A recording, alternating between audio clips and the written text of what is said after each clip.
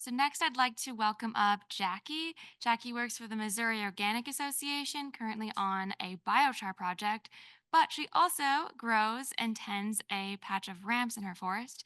So today, she's here to talk about her experiences in growing and nurturing these ramps. So let's welcome Jackie.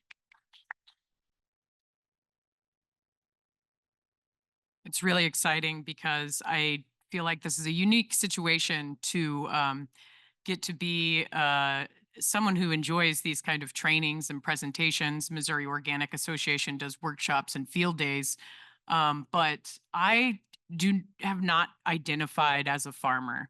I have been in food service. I've managed kitchens. I've been one heck of a biscuit maker on a production line, but my relationship with ramps has come from um, how do I get my PowerPoint presentation up there? Oh, okay, sweet, sweet, sweet. But I came to this by way of food service and value added. I worked at locally sourced restaurants. I learned that the farmers were growing the best food. I learned how hard diversified vegetable operations were. And I went out foraging with a friend in 2014 from my biscuit making crew, and he was trained at the Chicago Hospitality Institute and immediately pointed out, do you realize what these are and what you have on your property? And encouraged me to start foraging so that I could make some extra cash in my low income lifestyle by foraging in the woods. And I included this beautiful picture. It doesn't have any ramps in it, but this is the very lowest point of my property. It borders the Katy Trail. The wooden bridge you see in the background is just that very lowest entry point where this runs alongside a creek bed.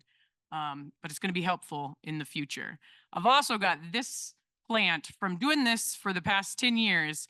People love to think that trout lilies are ramps, but I love that this is a little ramp that has a trout lily leaf coming underneath it. So you can kind of see that difference a little bit more. Oh, yeah. Oh, no. I'm so sad this picture didn't come up, but it was the one from 10 years ago. And really, my first ramp harvest I sold to Sidebar, which was a pop up that Shelly LaFata, who owns Pasta LaFata in Columbia, Missouri, was doing at that time. And it's just really crazy to look back at forest farming, locally sourced food from a food service perspective. And I love it. These are kind of from a hot day picture of some of the sections of the woods. And I, as a child, remember just these being those things that you slip on and fall in the woods. But it wasn't until 2014 that I realized they were actually tasty. Never harvested, never pulled them out until that point in time. And I was 30 years old, and I've lived on this piece of property that my parents bought in 1979. So, been part of it. So I did a presentation at Great Plains Conference, and I feel like I got a lot of questions about like elevation and where things were facing. So between that presentation and this one, I went out, I GPS mapped the entire length of the fields. So that red line from my hiking app is the extent of ramps at my property. So it's just hill and a hill and a hill like this. You can even see uh, in the background, like it just continues throughout. And there's this lower tip corresponds with like this line down here.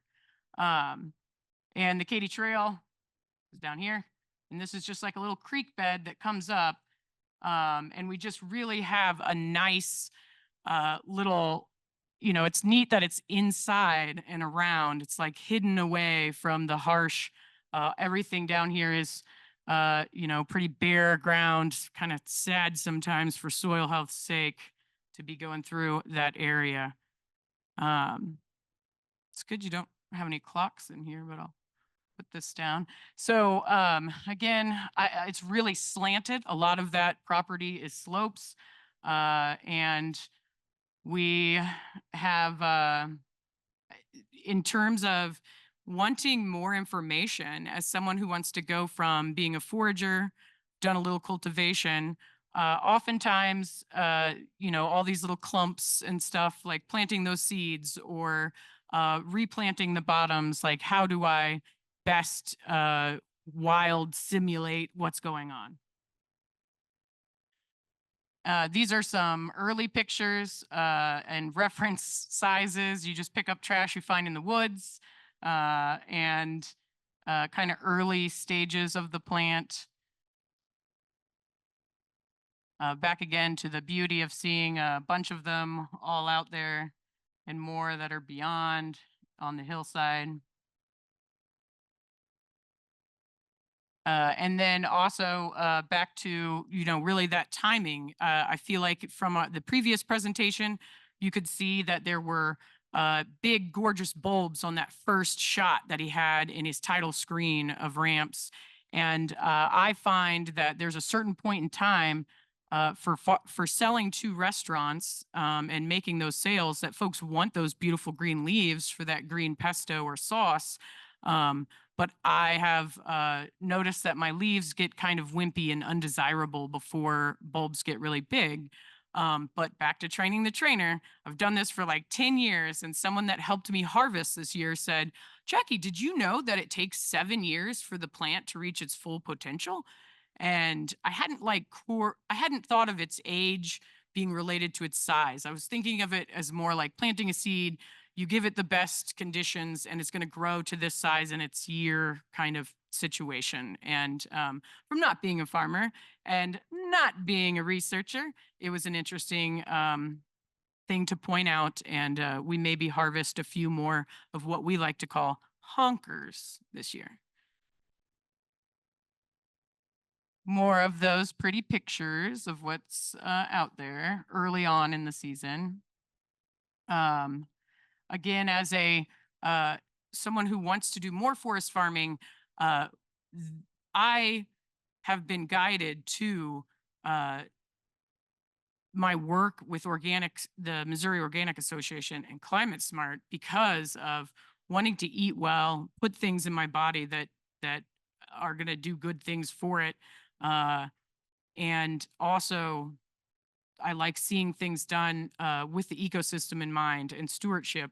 So when I come in and I harvest, and I have so many choices as to where to harvest and what to avoid, which plants, if I'm harvesting at the same time where there's ginger or golden seal or Solomon seal or bloodroot, what can I do to further give me more reasons to be out in the woods and be enjoying this excellent air, and how can I keep that in mind when I choose where I am harvesting from or where I am putting them back?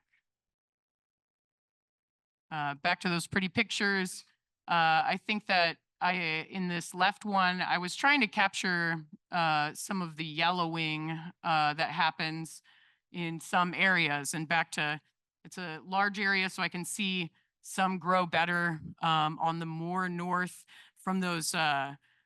It seems like it can grow fine on a flat plateau area of the property, but at the same time, the big honking great ones are on those slopes where you could feel like you can shove your arm in, but there's some that are on slopes where maybe you can only get some couple fingers in. This is how we have been harvesting the past few years. This journey has had many people on it from the beginnings. We didn't do it well. We just saw money in our eyes, had rolly coolers and dug them up, filled our coolers, left. You can see those, you can see that patch in our woods, and you can see that we did it poorly and did not take much consideration to the plant. And we also didn't get very big ones. It was our first time. Now it has evolved from doing that and taking it to restaurants and asking if they wanted to buy them for $15 a pound or $20 a pound. Now we load things up by the case and we harvest and into buckets that go on either side of us. We load them into collapsible totes. Each tote holds about 3 cases, and 3 cases could be 80 to 100 ramps apiece, depending upon size. Again, when it starts getting hotter outside and those leaves start looking wimpy, I get nervous and I harvest a little early. Experience those feelings of being a farmer who's trying to decide when to harvest.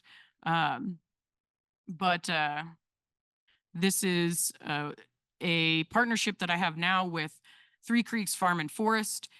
They sell directly to chefs. They call them every week. They arrange it.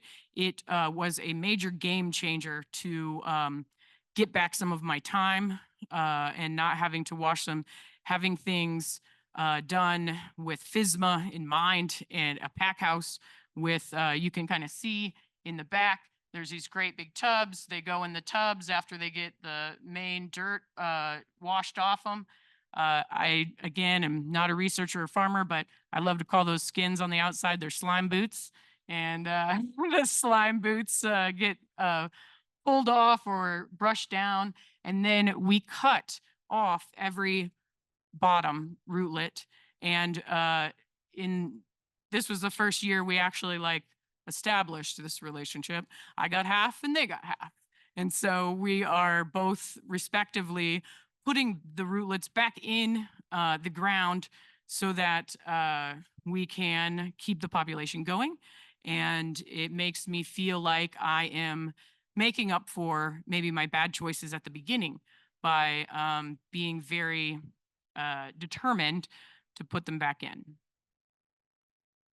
Again, this is like a tote full. You can see that they've got those roots cut off of them, and it's going to the restaurant. And that tote is, I think, like $50, maybe $55.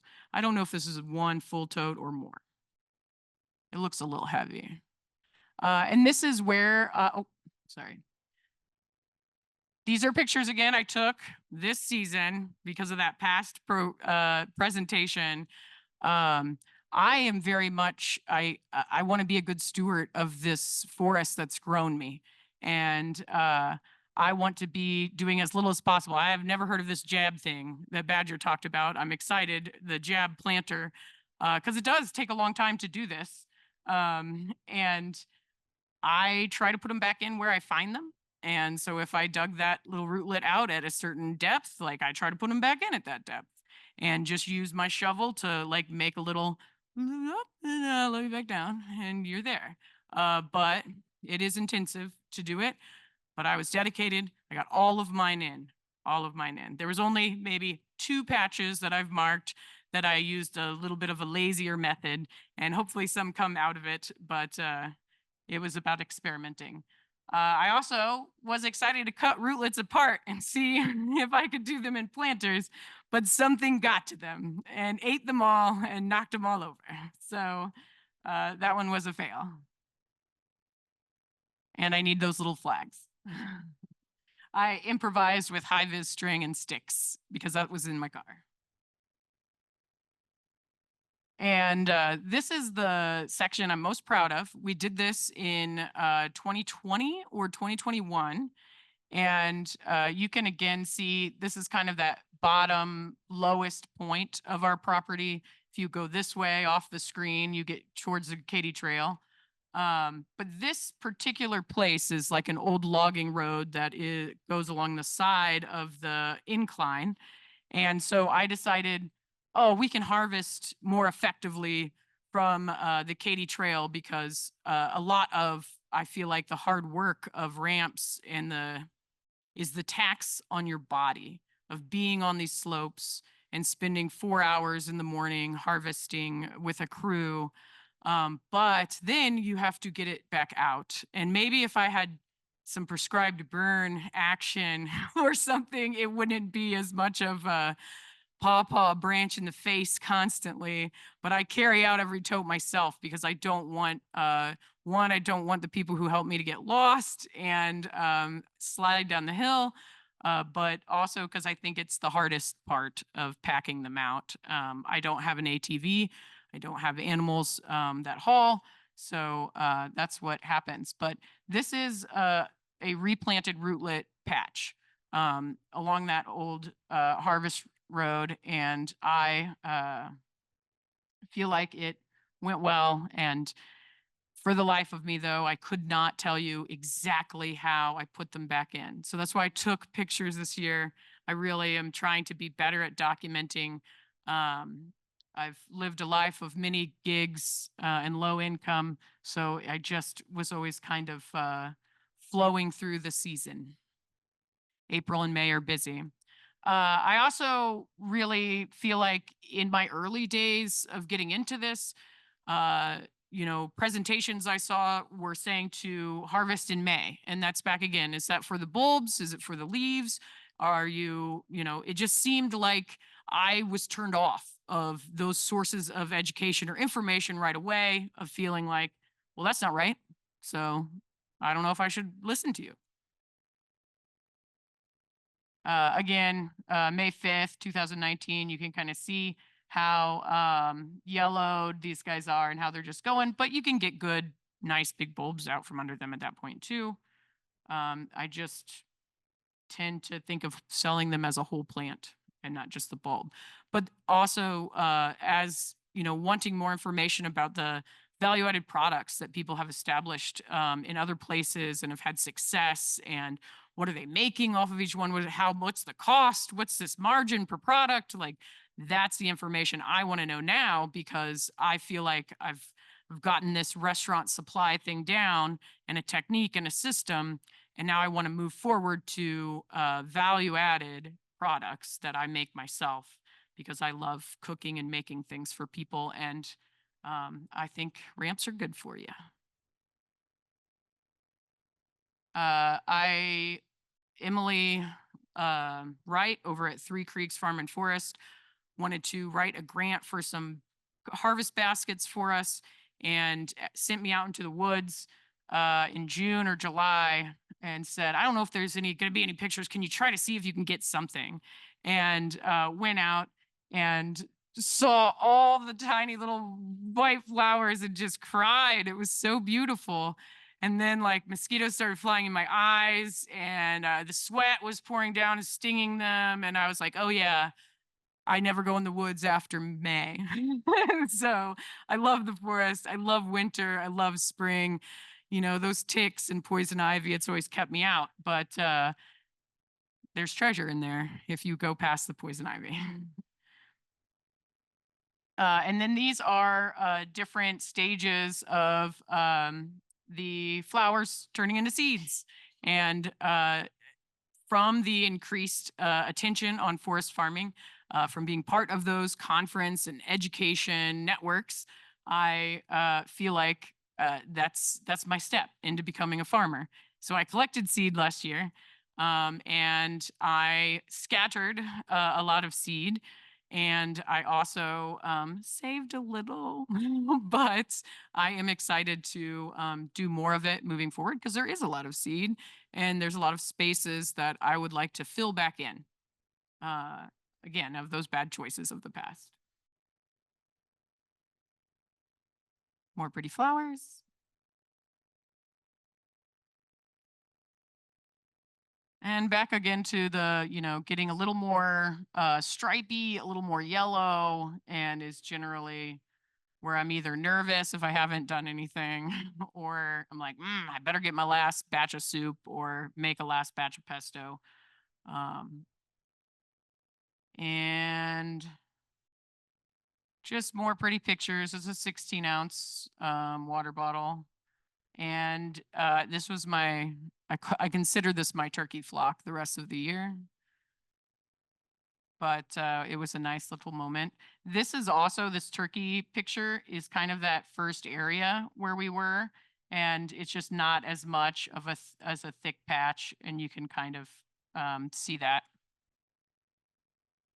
And again, this is that same patch. There's just more areas where it's very sparse. And I feel like there's like these places where there's like little rabbit ears where you can see they're lonely. So I've been trying to plant them together more so that the loners are not there. Um,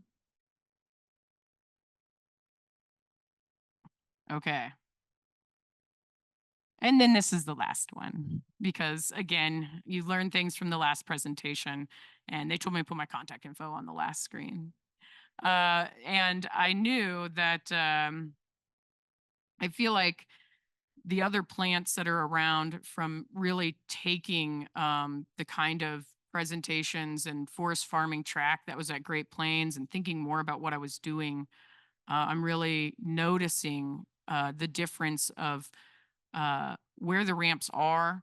And, it's this down here in this area, it's like closer to the Katy Trail. It's a little higher up than that 600 on the map from before. There's less little pawpaw trees around. It's a very different kind of understory than the areas where I started harvesting that were thick with the bloodroot and golden seal and trillium. But it seems like some of those are the best ones and big. But is it because I've been ignoring them because they've been up higher? I don't know. But if anyone has any questions, I think I'm good. Hannah?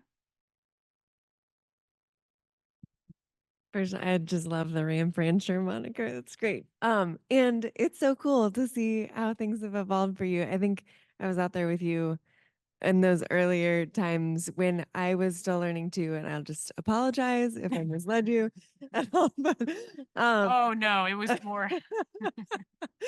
um, and I'm so glad to see that you're working with Paul and Emily at Three Creeks now too, and that they're getting the roots out on their property. My question for you is about, now that you've been doing this a while, if you're starting to keep track of the time that you're spending and like what you're making from it and the big picture economics, which I realize also includes like the value and the beauty of your time in the woods, and hopefully it's enjoyable, and that's part of the equation. But yeah. I wish that I had a whole, that I could just plug in this Gaia GPS for you and like show like that it's back to getting, I got my FSA number, these opportunities that are out there to expand what I'm doing. I realize I need documentation and need to be keeping track. And that is where, we harvested 42 and a half cases this year and sold that to Columbia restaurants. We have one Columbia restaurant that, by golly, they're like, as many as you can give me. So it's back to, we harvested 42, we sold 42 and a half. We could have sold 62. There was more potential, but it does take time. I've been leading a climate smart grant at Missouri Organic Association, and I'm a primary caregiver for my mother since 2018. So this journey started in 2014. Life doesn't always give you the opportunity to take it where you want to. It's been very hard since 2018 for me to travel, to leave for any stretch of time, so I can spend a lot of time in the woods because it's where my mom is at. It's not where I live. I'm down the road like 10 minutes in the town of Hartsburg proper, but this is something that I can go do when maybe I want to pull my hair out, I can go outside into the woods. And so it's giving me therapy, it's giving me good food. I do, even if my hourly time at work is $25 an hour and the woods I'm making $10 an hour after I pay out laborers to help me, like to me, I could have paid $100 an hour for therapy with a counselor. So it balances out somewhere in that situation. But I did. I turned this tracker on at the beginning of every harvest. I turned it on at the beginning of every planting. I have every planting on my little GPS tracker. And I can also see how much time the hike was. There's only a few that I forgot to turn off. But I forgot to turn off one, and now I know the exact mileage of how long it takes me to get from harvesting to Paul and Emily's to the pack house to get to the wash station and have it in the walk-in cooler. All stuff that is digitally recorded, and I'm excited about working with the NRCS, back to the presentation before us, and looking into these new programs and see what I can do, and looking further into the value added part of it.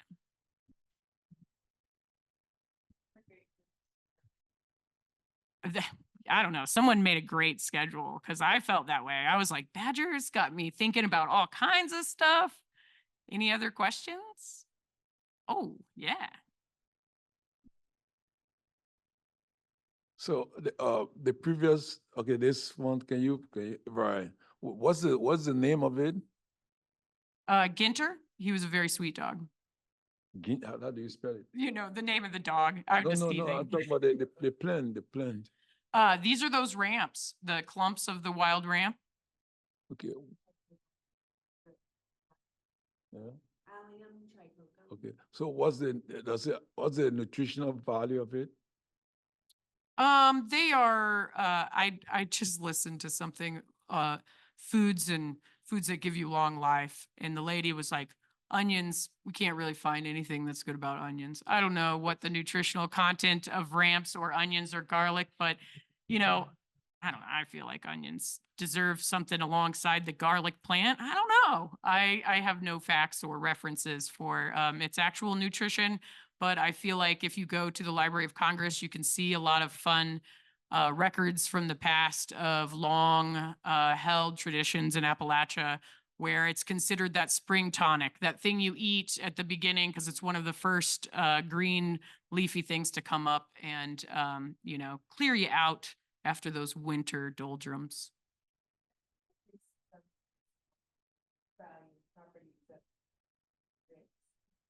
Yeah, I was Virginia. There you go. Selenium and It's back to all these increased resources, and then you got to fit it into that time schedule. That's why I love those podcasts, love those sound producers, love those video, audio sound producers. Thank you, tech team. And we had one more question.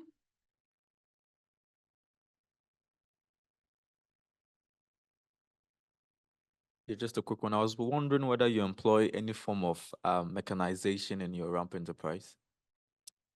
This I have just been using shovels, and that's back to I really wish I had an ATV. I am curious about this jab planting thing. Just a feeling like watching like Ozark Mountain ginseng, take the tiller in the woods. There's a little bit of like the environmentalist in me that's like, and can't handle it. And so the jabbing thing sounds like it would maybe give me the ability to even more free flow kind of wild simulate, because even when I'm getting down on the ground with the shovel, it's just too easy to, I've been a farm laborer before, just getting into that like I'm making a row. Like, wait, I should make some clumps. Let's make some clumps and do it differently. So, yes, tools and baskets with the strap around it. That's about the only thing we do. We went out with knives, like the Hari harvesting knives before. I like those for planting and for harvesting for like my own personal use, but it really feels easier to put the shovel in, pop that guy up, pull out the ones I want, and then lay them back down. So that's generally what we do. And I had a lovely video. I'm sorry I didn't add that. But I'm kind of nervous about my video stuff. So, but I really think it's a game changer to put them all back in. So sustainability is great, but I do want to move towards seed and cultivating more plants as well. Okay, thank you.